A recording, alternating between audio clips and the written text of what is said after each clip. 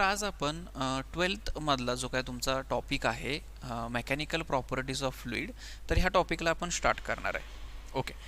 आता ह्या टॉपिकमध्ये आपण काय शिकणार आहे, तर फ्लुइड म्हणजे काय हे समजून घेणार आहे आणि त्याचबरोबर फ्लुइडच्या ज्या काही प्रॉपर्टीज असतात किंवा त्याच्या रिलेटेड काही थेरम्स असतात, म्हणजे बर्नॉलीज थेरम असेल किंवा कंटिन्युटी थेरम असेल, तर अशा सगळ्या गोष्टी आपण ह्या टॉपिकमध्ये शिकणार आहे.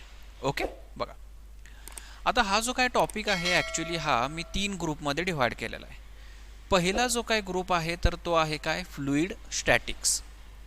आता फ्लुइड स्टॅटिक्समध्ये कशाचा स्टडी करत असतोय, आता हे समजून घेण्यात तुम्हाला स्टॅटिक्स म्हणजे काय हे माहीत असेल. स्टॅटिक म्हणजे काय, तर त्याचा अर्थ होतो रेस्ट, म्हणजेच वेलॉसिटी किती असणार आहे, 0. मग फ्लुइड स्टॅटिक्समध्ये कशाचा स्टडी करत असणार आहे आपण, तर फ्लुइड च्या प्रॉपर्टीचा स्टडी करत असणार आहे, पण ते फ्लुइड कसं असणार आहे, रेस्ट पोझिशनला असणार आहे. ओके, अशा फ्लुइडच्या प्रॉपर्टीज आपण स्टडी करणार आहे. म्हणजे थोडक्यात सांगायचं झालं तर in a fluid statics we are going to study properties of a fluid which is in a rest position. Okay, तर फ्लुइड स्टॅटिक्समध्ये आपण त्याच्या प्रॉपर्टी शिकणार आहे. ओके, नेक्स्ट जो काही ग्रुप केला आहे मी ह्या टॉपिकमध्ये, तर तो आहे विस्कॉसिटी आणि सरफेस टेन्शनचा. ओके, आता विस्कॉसिटी आणि सरफेस टेन्शन म्हणजे काय हे आपण ह्या टॉपिकमध्ये शिकणारच आहे. पण थोडक्यात सांगायचं झालं तर विस्कॉसिटी आणि सरफेस टेन्शन ह्या दोन प्रॉपर्टीज आहेत फ्लुइडच्या. ओके, जसं बाळांनो कलर ही प्रॉपर्टी झाली किंवा त्याचं स्पेसिफिक त्याचा व्हॉल्यूम असेल किंवा त्याचा शेप असेल, ते एखाद्या मटेरियलची प्रॉपर्टी झाली. तसंच बाळांनो फ्लुइड म्हटलं किंवा लिक्विड म्हटलं की त्याला ह्या दोन प्रॉपर्टी असतात, कुठल्या, विस्कॉसिटी आणि सरफेस टेन्शन. ओके, आणि लास्ट जो काही ग्रुप आहे तर तो आहे कुठला, फ्लुइड डायनॅमिक्स. आता फ्लुइड डायनॅमिक्समध्ये आपण कशाचा स्टडी करणार आहे, तर ऑब्व्हियसली फ्लुइडचा स्टडी करणार आहे, पण की जे मोशनमध्ये आहे. डायनॅमिक्सचा अर्थ काय होतो, तर मोशन. डायनॅमिक्सचा काय अर्थ होतो, डायनॅमिक्सचा काय अर्थ होतो, मोशन. ओके, बघा. तर असे हे 3 ग्रुप केलेले आहेत आपण. फर्स्ट जो काय आहे फ्लुइड स्टॅटिक्स, सेकंड जो काय आहे तो सरफेस टेन्शन आणि विस्कॉसिटीच्या रिलेटेड आहे, आणि थर्ड जो काय टॉपिक आहे तर तो कुठला आहे आपण बघणार आहे, तर तो फ्लुइड डायनॅमिक्स. फ्लुइड स्टॅटिक्स म्हणजे काय की याच्यामध्ये कशा स्टडी करतोय आपण, तर फ्लुइडच्या प्रॉपर्टीचा स्टडी करतोय, पण ते फ्लुइड कसं पाहिजे, रेस्टमध्ये पाहिजे. ओके, आणि फ्लुइड डायनॅमिक्समध्ये कशा स्टडी करतोय, तर आपण फ्लुइडचा स्टडी करतोय, पण ते फ्लुइड हे जे काय आहे ते कशामध्ये पाहिजे, तर ते मोशनमध्ये पाहिजे. ओके, आय होप तुम्हाला हे 3 जे मी ग्रुप केलेत ह्या टॉपिकचे, तर ते व्यवस्थित समजले असतील. ओके, आता आपण टॉपिक चालू करूयात. ओके, आता ह्या टॉपिकमध्ये शिकताना तुम्हाला पहिला प्रश्न पडला असेल की what is a fluid. Obviously आता फ्लुइड समजून घेण्याच्या आधी तुम्हाला माहीत आहे की जे काही स्टेट्स ऑफ मॅटर असतात, तर ते states of matter 3 states of matter असतात. तर कुठले कुठले इथं दाखवलेत बघा. इथं दाखवलेलं आहे सॉलिड, लिक्विड आणि गॅस. ओके, हे 3 स्टेट्स ऑफ मॅटर आहेत. हे तुम्ही ऑलरेडी तुमच्या प्रिव्हियस क्लासमध्ये बघितलं असेल. ओके, बघा. आता सॉलिड जे काय असतात त्याच्या प्रॉपर्टीज इथं दिलेल्या आहेत बघा. कुणाला सॉलिड म्हणतो किंवा त्याची प्रॉपर्टी काय असतात, तर काय प्रॉपर्टी असते, solid it has a fix volume and shape. बरोबर.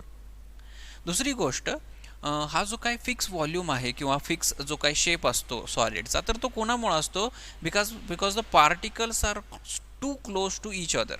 ओके, आणि दुसरी गोष्ट म्हणजे यांचं जे काही पोझिशन असतं त्या सॉलिडमधल्या पार्टिकल्सचं किंवा त्या सॉलिडमधल्या ॲटम्सचं, तर ते पोझिशन हे फिक्स असतं. ओके, बघा. तर 3 प्रॉपर्टीज इथं मेन्शन केलेल्या आहेत सॉलिडच्या. पहिली गोष्ट म्हणजे तर त्यांना काय असतो, एक डेफायनाईट शेप असतो किंवा त्यांना डेफायनाईट व्हॉल्यूम असतो. ओके, दुसरी गोष्ट म्हणजे एखादं सॉलिड ज्या पार्टिकल्सनं बनलेलं आहे किंवा त्या ज्या काय ॲटम्सनं बनलेलं आहे, तर त्या ॲटम्समधलं जे काही डिस्टन्स असतं, तर ते डिस्टन्स हे खूप कमी असतं as compared to liquid and गॅसेसमधल्या ॲटम्सशी. आणि त्यांची जी काय पोझिशन असते त्या पार्टिकल्सची किंवा त्या ॲटम्सची, तर ती पोझिशन ही फिक्स असते. म्हणजे हा जो काय पार्टिकल आहे तो विथ रिस्पेक्ट टू जर मी हा ओरिजिन धरला, तर हा पार्टिकल काय असणार आहे, त्याची पोझिशन ही फिक्स आहे, ती काय चेंज होणार नाही. ओके, नेक्स्ट जो काय टाईप आहे स्टेट्स ऑफ मॅटर, तर तो लिक्विड. आता लिक्विडच्या प्रॉपर्टीज इथं लिहिलेल्या आहेत बघा. काय प्रॉपर्टीज आहेत बघा. It maintains a fixed volume but has a variable shape. बघा तुम्हाला माहित आहे की लिक्विडला काय असतो तर शेप हा फिक्स नसतो त्याचा, पण त्याचा जो काय व्हॉल्यूम असतो तो कॉन्स्टंट असतो, तो फिक्स असतो. आणि शेप सांगायचं गेलं तर ज्या कंटेनरमध्ये तुम्ही लिक्विड ओतता तर त्या कंटेनरचा शेप त्या लिक्विडला येतो. म्हणजे शेप जो काय आहे तर तो शेप हा व्हेरिएबल असतो, पण व्हॉल्यूम फिक्स असतं लिक्विडसाठी. ओके. दुसरी गोष्ट, पार्टिकल्स आर क्लोज असतात, पण ॲज अ कम्पेअर टू जर गॅसेस तुम्ही कम्पेअर केलं तर पार्टिकल हे क्लोज असतात, पण ॲज कम्पेअर टू सॉलिड जर तुम्ही कम्पेअर केलं तर हे जे काही डिस्टन्स असतं, डिस्टन्स बिटवीन द पार्टिकल्स हे, तर हे जास्त असतं. ओके. दुसरी गोष्ट, त्यांचं जी काय पोझिशन असते त्या पार्टिकलची तर ती मुव्हेबल असते. म्हणजे जर तुम्ही with respect to the origin जर हा मॉलिक्यूल तुम्ही स्टडी करत असाल, ए मॉलिक्यूल, तर तो ए मॉलिक्यूल काय तर हा फिक्स राहणार नाही आहे, तर तो काय इन मोशनमध्ये असेल, तो इथं जाईल किंवा तो दुसरीकडे जाईल. ओके. तर ही थोडक्यात लिक्विडच्या प्रॉपर्टी झाली. बघा काय काय प्रॉपर्टी झाली. एक तर लिक्विड्सला काय असतो तर एक फिक्स व्हॉल्यूम असतो, पण त्याचा शेप हा व्हेरिएबल असतो, डिपेंड ऑन ए कंटेनर. दुसरी गोष्ट, जे काही डिस्टन्स असतं, डिस्टन्स बिटवीन द पार्टिकल्स, हे जास्त असतं as compared to solid. Okay. आणि दुसरं आणि महत्त्वाची प्रॉपर्टी म्हणजे काय तर ते जे काय मॉलिक्युल्स ज्यांना ते लिक्विड बनले तर ते मॉलिक्युल्स काय असतात तर ते फ्रीली मुव्हेबल असतात. ओके. आणि लास्ट जी काय स्टेट ऑफ मॅटर आहे तर ती गॅस. ओके. आता बघा गॅसेस स्टेटच्या काय प्रॉपर्टी आहेत तर obviously it has a both variable volume and shape. म्हणजे गॅस जो काय असतो तर त्याला व्हॉल्यूम आणि शेप हा व्हेरिएबल असतो, तो काय फिक्स नसतो. म्हणजे ज्या कंटेनरमध्ये आपण त्याला टाकू तर त्या कंटेनरचा शेप त्याला येतो, आणि याचा व्हॉल्यूम पण म्हणजे गॅस स्टेटचा व्हॉल्यूम पण तो काय असतो फिक्स नसतो, तो व्हेरिएबल असतो. ओके. नेक्स्ट प्रॉपर्टी काय सांगता येईल तर पार्टिकल्स नायदर क्लोज टुगेदर. म्हणजे ते पार्टिकल्स काय असतात, म्हणजे समजा हा एक मॉलिक्यूल मी कन्सिडर केला गॅसचा, आणि हा एक दुसरा मॉलिक्यूल मी कन्सिडर केला, तर ह्या दोघांमधलं जे काय डिस्टन्स आहे तर ते जास्त आहे ॲज कम्पेअर टू लिक्विड आणि गॅसेसच्या मॉलिक्यूलशी. ओके. आणि त्यांची जी काय पोझिशन आहे तर ती फिक्स नसते. म्हणजे समजा इथं जर मी ओरिजिन कन्सिडर केला तर ह्या ओ पॉईंटशी जर मी कन्सिडर करून, म्हणजे हा ओ पॉईंट मी कन्सिडर करून जर ह्या ए मॉलिक्यूलचा स्टडी करत असेल तर हा ए मॉलिक्यूल काय होत असणार आहे, त्याची जागा बदलत असणार आहे with respect to the time. Okay. म्हणजे त्यांची जी काय पोझिशन आहे तर ती फिक्स नसणार आहे. तर ह्या पद्धतीनं आपण काय केलेलं तर सॉलिडचं म्हणण्यापेक्षा मॅटरचं आपण ग्रुपिझम केलेलं, कशामध्ये, सॉलिड, लिक्विड अँड गॅसेसमध्ये. हे ऑलरेडी तुम्ही डिस्कस केले. पण आता हे असं ग्रुपिझम न करता मी फक्त दोनच ग्रुपमध्ये काय करतो, स्टेट्स ऑफ मॅटर डिव्हाइड करतो. बघा कुठले कुठले ग्रुपमध्ये मी डिव्हाइड करतो. बघा, फर्स्ट जो ग्रुप आहे त्याला मी म्हणतो की substances which are able to flow.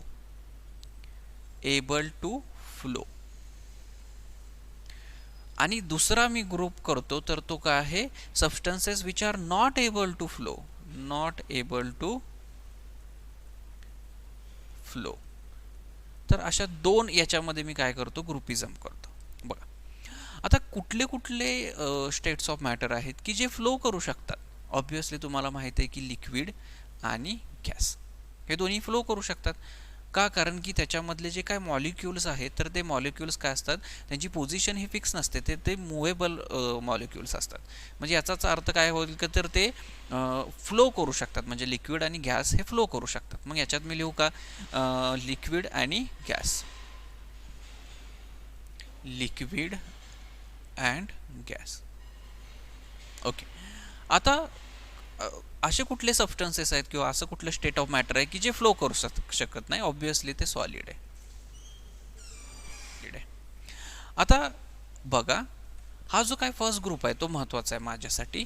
कुठला तो ग्रुप आहे तर जे काय फ्लो करू शकतात, म्हणजे कुठले, लिक्विड आणि गॅसेस. ओके. तर ह्या दोघांना कलेक्टिव्हली, म्हणजे लिक्विड आणि गॅसेस यांना कलेक्टिव्हली फ्लुइड्स म्हणतात. बघा मी असं लिहू का, fluid is a substance that can flow, so collectively liquids and gases are called as a fluids. बघा मी काय म्हणतो की fluid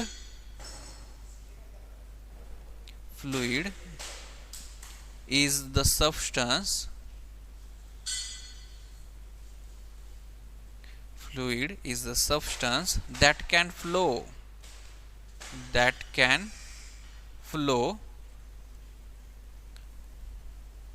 So collectively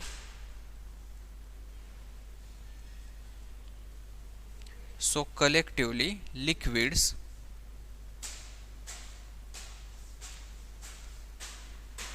and gases are called fluids.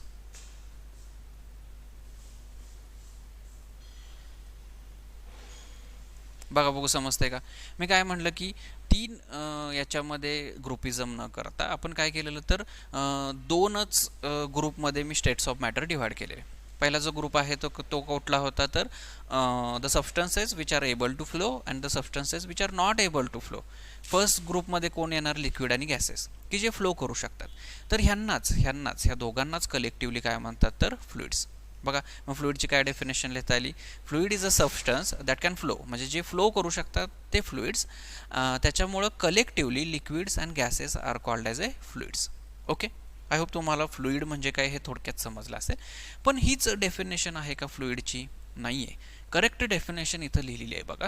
म्हणजे मी आत्ता काय म्हणलं की जे सबस्टन्स फ्लो करू शकतात ते म्हणजे फ्लुइड्स. ओके, बरोबर आहे, ही डेफिनेशन बरोबर आहे, पण ही अर्धी डेफिनेशन आहे. करेक्ट डेफिनेशन काय सांगता येईल बघा, इथे ती लिहिलेली आहे करेक्ट डेफिनेशन. बघा मी वाचतो आपण आणि त्याच्यानंतर काय करूयात त्याचा अर्थ समजून घेऊयात. बघा, fluid is a substance which is capable of flowing. बरोबर, जे फ्लो करायला कॅपेबल असतात ते म्हणजे फ्लुइड. हे आपण बघितलेलं लास्ट स्लाइडमध्ये. Okay, and get deformed under the action of external force. आता ही टर्म काय झालेली आहे किंवा ही लाईन एक्स्ट्रा ॲड झालेली आहे आपल्या डेफिनेशनमध्ये. आधी मी काय म्हणलेलं की जे सबस्टन्स फ्लो करतात त्यांनाच फ्लुइड्स म्हणतात. बरोबर, पण मी नंतर काय म्हणले ही अर्धी डेफिनेशन आहे. करेक्ट डेफिनेशन काय सांगता येईल तर आपल्याला the fluid is a substance which is capable of flowing and get deform under action of external force. Okay, याचा काय अर्थ झाला की it get deform under action of external force. समजा हा काय आहे हे समजून घेण्यासाठी आपण काय केलेलं आहे, एक एक्सपेरिमेंट कन्सिडर केलेला आहे. ऑब्वियसली हा काय आहे तर ग्लास आहे आणि ग्लासमध्ये समजा आतमध्ये काय आहे? वॉटर आहे. बघा, पहिली गोष्ट हे वॉटर फ्लो करू शकतं का? करू शकतं. म्हणजे हे ना आपल्या फ्लुइडची अर्धी डेफिनेशन तरी सॅटिस्फाय केली. बरोबर. नेक्स्ट, आता ज्या वेळेस मी याला एक्सटर्नल फोर्स लावतो म्हणजे मी काय करतो तर ह्या ग्लासला अशा पद्धतीनं रोटेट करतो. ओके, जर मी हा ग्लास अशा पद्धतीनं रोटेट केला तर ह्यातलं वॉटर पण ह्या पद्धतीनं रोटेट होईल का बाळांनो? होणार, ऑब्वियसली होणार. म्हणजे मी एक्सटर्नल फोर्स लावल्यानंतर त्याच्या शेपमध्ये जे काय आहे तर ते डिफॉर्मेशन आले, म्हणजे it get deform under action of A external force. बरोबर, म्हणजे वॉटरनं ही काय आपल्या फ्लुइडची डेफिनेशन ही काय केलेली आहे? सॅटिस्फाय केलेली आहे. म्हणून मी असं म्हणू शकतो का की water is a example of a fluid. Okay, simple. Why? Because it is capable to flow and it get deformed under action of external force. That's why we can say that the water is an example of a fluid. Okay, आता तुम्हाला प्रश्न पडला असेल sir फक्त वॉटरच example आहे का फ्लुइडचं? तर तसं नाही आहे. कोणकोणते एक्झाम्पल्स आहेत बघा फ्लुइडचे? तर all kinds of liquid, all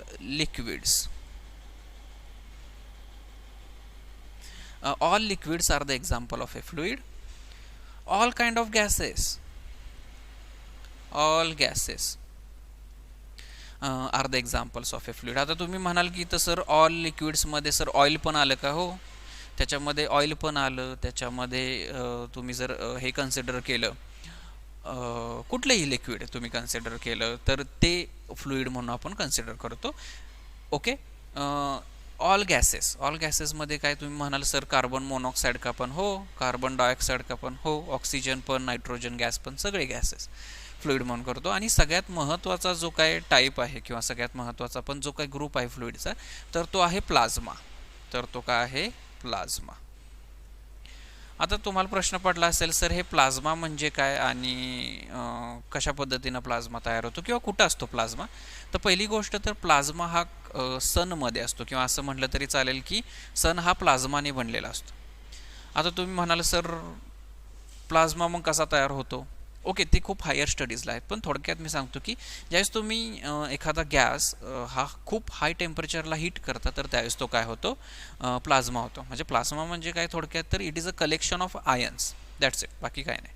okay, बघा, तर कोणाकोणाला म्हणजे कोणकोणते टाईप्स आहेत किंवा कोणाकोणाला आपण फ्लुइड म्हणू शकतो. एकतर सगळ्या लिक्विड्सला आपण फ्लुइड म्हणू शकतो, एकतर सगळ्या गॅसेसला आपण फ्लुइड म्हणू शकतो, आणि सगळ्या ओके सॉरी आणि plasma.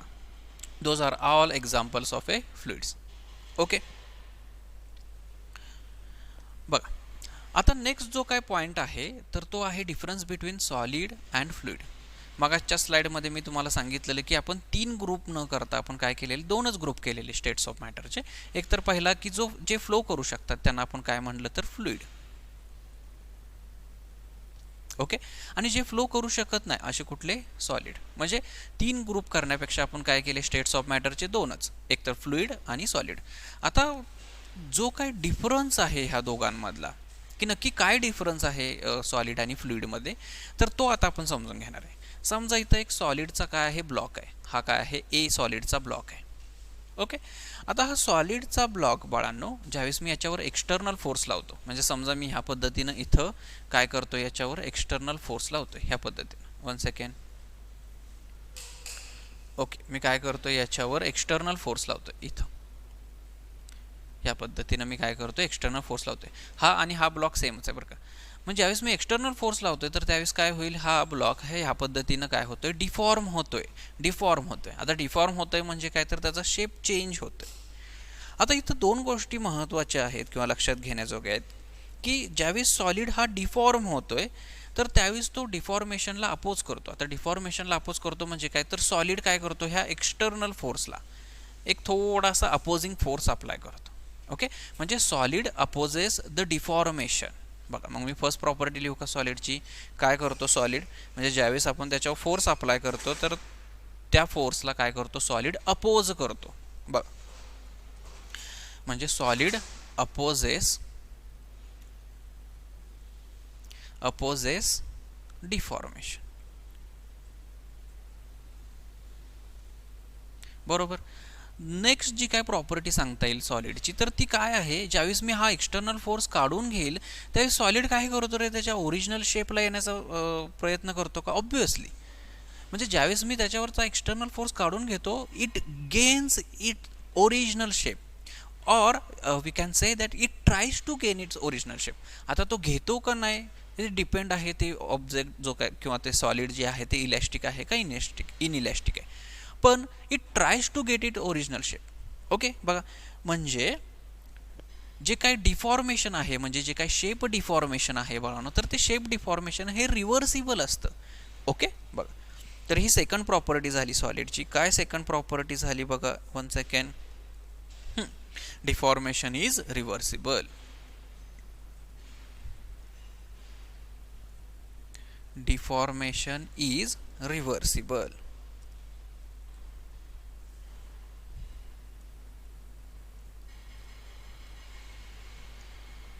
Okay, deformation is reversible. तर ह्या 2 प्रॉपर्टीज सांगता येतील डॉमिनंटली सॉलिडच्या. पहिली प्रॉपर्टी काय, तर सॉलिड अपोजेस द डिफॉर्मेशन. म्हणजे जर तुम्ही त्याला एक्सटर्नल फोर्स अप्लाय करून जर त्याचा शेप चेंज करण्याचा प्रयत्न केला, तर तो सॉलिड काय करतो, तर त्या एक्सटर्नल फोर्सला अपोज करून काय करतो, म्हणजे अपोज करतो त्या एक्सटर्नल फोर्सला, म्हणजे तो इझिली त्याचा शेप हा चेंज होऊ देत नाही. ओके, म्हणजे तो शेप चेंजला काय करतो, अपोज करतो. दुसरी जी काय प्रॉपर्टी आहे, म्हणजे भलेही एक्सटर्नल फोर्स अप्लाय करून त्याचा शेप चेंज झाला, तर तो ऑब्जेक्ट काय करतो, तर त्याच्या ओरिजिनल शेपला येण्याचा प्रयत्न करतो. म्हणजे जे काय डिफॉर्मेशन झालंय, तर ते रिव्हर्सिबल डिफॉर्मेशन असतं. ओके, तर ह्या 2 प्रॉपर्टीज आहेत सॉलिडच्या. आता लिक्विडच्या काय प्रॉपर्टीज आहेत बघा. आता इथं काय केलंय, तर इथं ह्या डायग्राममध्ये बघा, तर काय केलेलं आहे, ह्या बॉटलमधून पाणी आपण कशामध्ये ओततोय, तर ह्या ग्लासमध्ये ओततोय. ओके, बघा, म्हणजेच मी काय करतोय, तर एक्सटर्नल फोर्स लावतोय याच्यावर. मी काय करतोय, एक्सटर्नल फोर्स लावतोय, आणि एक्सटर्नल फोर्स लावून मी काय करतोय, त्याचा शेप चेंज करतोय. याचाच अर्थ काय झाला, की मी त्याच्यामध्ये काय आणतोय, तर डिफॉर्मेशन आणतोय त्याच्यामध्ये. ओके, बघा, पण इथं एक गोष्ट लक्षात ठेवा की ज्यावेळेस मी काय करतोय, ह्या बॉटलमधून पाणी ह्या ग्लासमध्ये ओततोय, म्हणजेच मी त्याला काय करतोय, एक्सटर्नल फोर्स लावतोय, तर त्यावेळेस तुम्हीच मला सांगा की हा वॉटर मला काय अपोज करतोय का रे, की असं करू नको, तू माझं शेप चेंज करू नको. म्हणजे आधी ज्याचा जो काय शेप असणार आहे ह्या बॉटलचा, तर तो शेप चेंज करताना म्हणजे एक्सटर्नल फोर्स लावताना ह्या बॉटलकडून मला काय रेजिस्टन्स येतो का रे, नाही येत. म्हणजे बघा, फर्स्ट जी काय प्रॉपर्टी असेल की फ्लुइड्स किंवा लिक्विड म्हटलं तरी चालेल, liquid are nothing but a fluids, offers liquid किंवा fluid offers weak resistance to the deformation. They offers weak resistance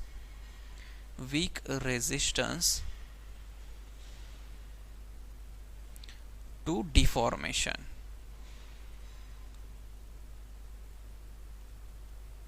okay, म्हणजे एक first property weak resistance to the deformation.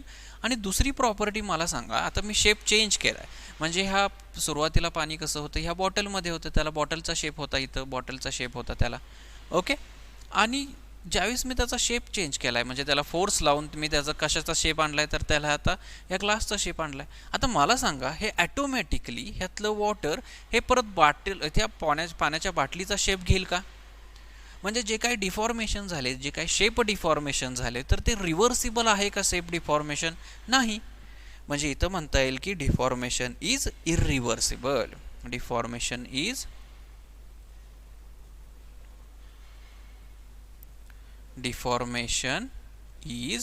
Irreversible.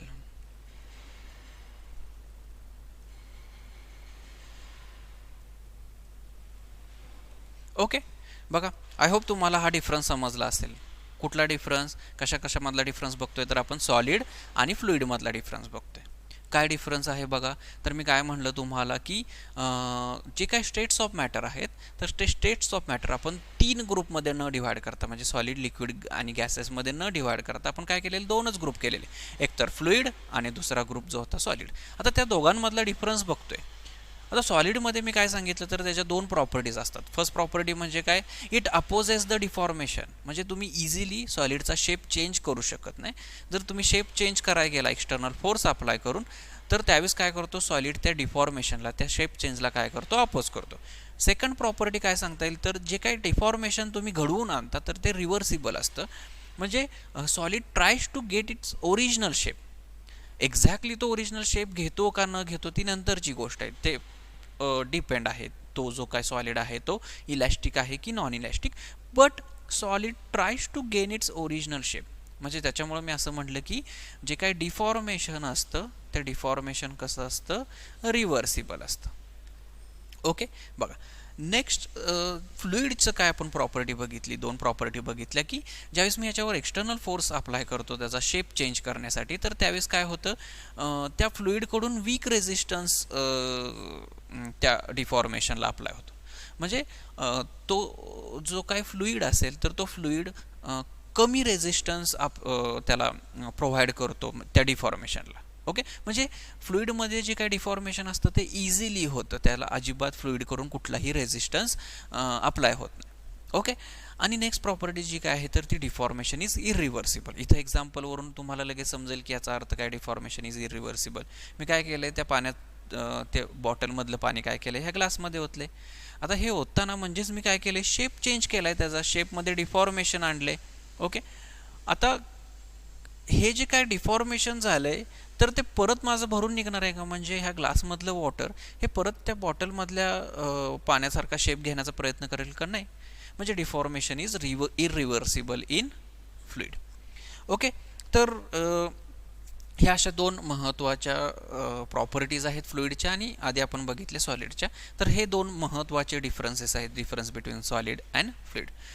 Okay, आता next जी काय concept आहे, तर ती concept कशाची आहे, आयडियल फ्लुइड. आता आयडियल फ्लुइड म्हणजेच त्याला म्हणतात परफेक्ट फ्लुइड. Perfect fluid. आता मला सांगा, ह्या युनिवर्समध्ये अशी कुठली गोष्ट आहे का जी परफेक्ट आहे, नाही. मग आयडियल फ्लुइड पण ह्या युनिवर्समध्ये एक्झिस्ट करत नाही. आयडियल फ्लुइड ही एक्झिस्ट करत नाही.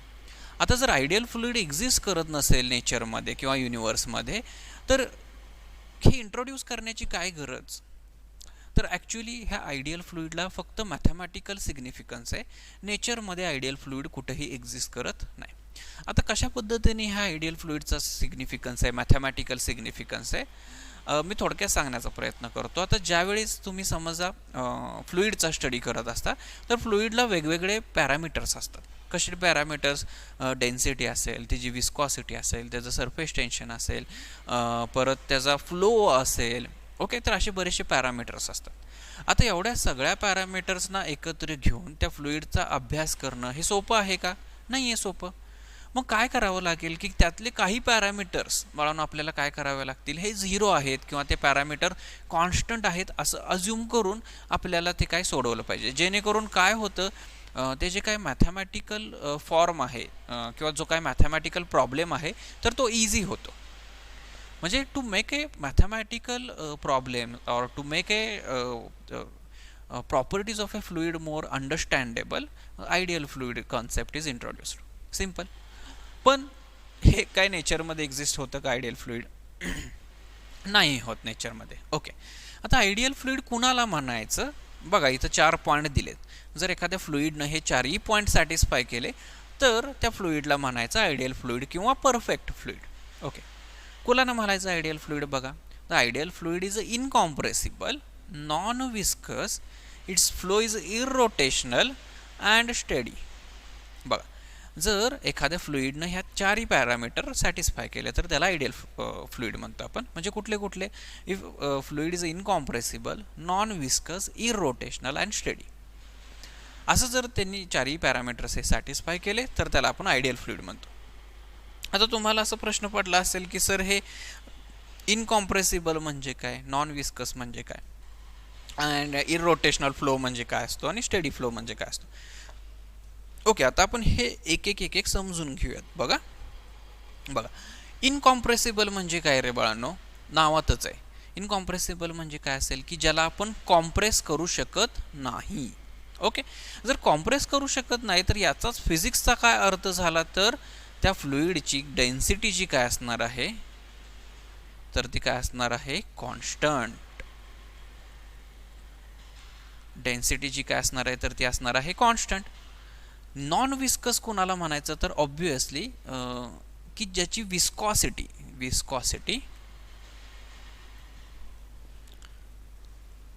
ही जी काय असते तर ती 0 असते. आता तुम्ही म्हणाल सर हे विस्कॉसिटी म्हणजे काय? हे आपण ह्या टॉपिकमध्ये पुढे शिकणारच आहे. ओके, आता नॉन विस्कसचा फक्त इथे एवढाच अर्थ समजून घ्या की त्याची विस्कॉसिटी काय असते? 0 असते. आता फ्लो हा इररोटेशनल असतो. म्हणजे काय अर्थ? तर त्याचा फ्लो हा कसा असतो? तर स्मूथ फ्लो असतो. कसा असतो फ्लो त्याचा? स्मूथ फ्लो असतो. Smooth flow. ओके, आणि स्टेडी फ्लो असतो. म्हणजे कसा असतो? तर त्या फ्लुइडमधल्या प्रत्येक पॉईंटची ही वेलॉसिटी ही कॉन्स्टंट असते. बघा, velocity at each point, velocity at each point is constant. Okay, बघा, तर आयडियल फ्लुइडच्या ह्या 4 प्रॉपर्टीज आहेत, किंवा एखाद्या फ्लुइडने ह्या 4ही पॅरामीटर किंवा ह्या 4ही गोष्टी सॅटिस्फाय केल्या तर त्याला आपण आयडियल फ्लुइड म्हणतो. काय सांगितलं मी? तर इनकॉम्प्रेसिबल पाहिजे. इनकॉम्प्रेसिबल म्हणजे काय? तर त्या फ्लुइडची डेन्सिटी ही कशी पाहिजे? कॉन्स्टंट पाहिजे. नेक्स्ट काय सांगितलं मी? ते नॉन विस्कस पाहिजे. नॉन विस्कस म्हणजे काय? तर त्याची विस्कॉसिटी जी काय आहे तर ती 0 पाहिजे. इररोटेशनल फ्लो पाहिजे त्याचा, आणि त्याच्याबरोबर स्टेडी फ्लो पाहिजे. इररोटेशनल फ्लो म्हणजे काय? तर तो जो काय फ्लो आहे तो स्मूथ फ्लो पाहिजे. आणि स्टेडी फ्लो म्हणजे काय? तर त्याच्यामध्ये असणाऱ्या प्रत्येक पॉईंटची वेलॉसिटी ही कशी पाहिजे? कॉन्स्टंट पाहिजे. अशी जर 4 पॅरामीटर्स एखाद्या फ्लुइडनं सॅटिस्फाय केले तर त्या फ्लुइडला काय म्हणतात? Ideal fluid. ओके, बघा, नेक्स्ट जो काय पॉईंट आहे तुमच्या सिलेबसचा तर तो काय आहे? Fluid at rest. सिंपल. मी तुम्हाला आधी सांगितलं की आपला जो काय टॉपिक आहे तो 3 ग्रुपमध्ये आपण डिव्हाइड केला आहे. फर्स्ट जो काय ग्रुप होता तर तो होता फ्लुइड स्टॅटिक्स. तर ते फ्लुइड स्टॅटिक्सचीच डेफिनेशन इथं दिलेली आहे. बघा काय दिलेले? The branch of physics which deals with study of properties of fluid at rest is called as a hydrostatics किंवाच फ्लुइड स्टॅटिक. Fluid statics. आता हायड्रो म्हणजे काय बाळांनो? वॉटरच. वॉटर हे फ्लुइड आहे का? आहे. स्टॅटिक म्हणजे काय? स्टॅटिकचा अर्थ मी तुम्हाला सांगितलेला. स्टॅटिकचा अर्थ काय? स्टॅटिकचा अर्थ काय? रेस्ट. म्हणजेच वेलॉसिटी काय असते? 0. म्हणजे आपण कशाचा स्टडी करतोय?